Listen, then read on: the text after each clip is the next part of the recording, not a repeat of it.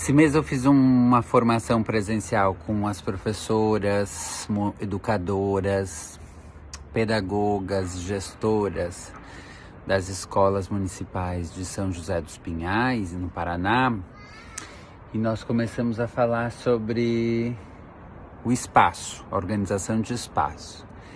E elas levantaram algumas perguntas que ficou registrado em uns post-its, e com a equipe do departamento eu estou selecionando umas aqui que eu vou querer responder.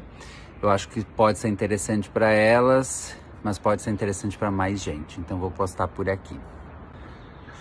Eu mostrei um material, um vídeo que eu fiz na escola, no Ateliê Carambola e na EMEI Joaninha, que é uma escola pública que faz parte do BC, para a gente fazer uma discussão sobre espaço, ver a simultaneidade de situações das crianças. E essa pergunta foi uma das perguntas que apareceu sobre cadê a mesa do professor, né? E eu gostei dessa pergunta porque essa é uma pergunta que conta sobre concepções. Essa ideia de ter uma sala de aula com mesa de professor, classes, conta de um jeito de pensar a educação de crianças muito característico, essa ideia de uma escola centrada no professor, centrada num adulto que vai dar aulas para as crianças. Mas um professor de educação infantil não dá aula para as crianças. A nossa gramática pedagógica não envolve essa ideia de aula, ensino, instrução, né? A nossa gramática pedagógica é uma gramática centrada no desenvolvimento integral das crianças, que é a função social da educação infantil, como está na LDB, em todas as legislações que a gente tem na sequência da LDB, como diretrizes, base nacional para educação infantil. E, portanto, a organização do espaço, apesar de ser numa escola de educação infantil, ela responde a um outro propósito.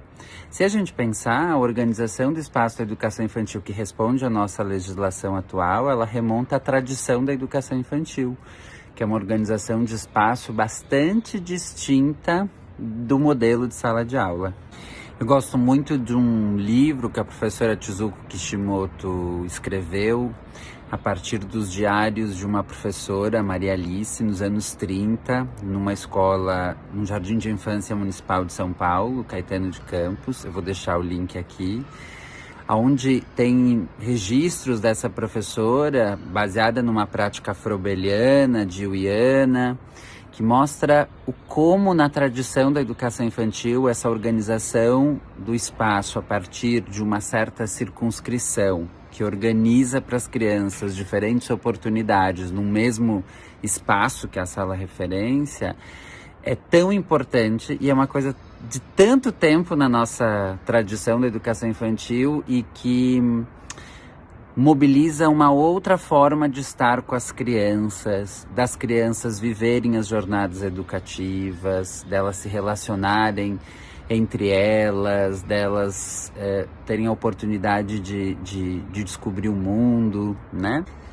Então, quando a gente organiza o espaço por áreas circunscritas, e nessas áreas circunscritas a gente imagina oportunidades diferentes para as crianças que criem microclimas diferentes, um principal princípio é descentralizar o adulto, né?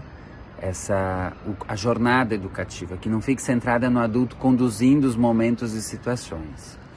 O segundo ponto é que não faz mais sentido porque cria oportunidades para as crianças estarem arranjadas em pequenos grupos, ter tanta mesa e cadeiras para as crianças ficarem sentadas fazendo as mesmas coisas ao mesmo tempo. E com isso, qual é o sentido de ter uma mesa do professor, para o professor sentar e dar aula, por exemplo? Não faz sentido nenhum.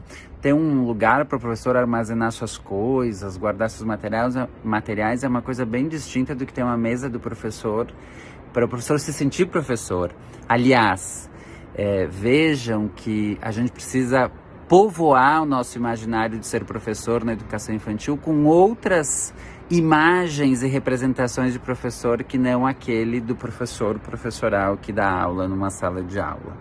E isso engata uma segunda pergunta aqui que eu separei.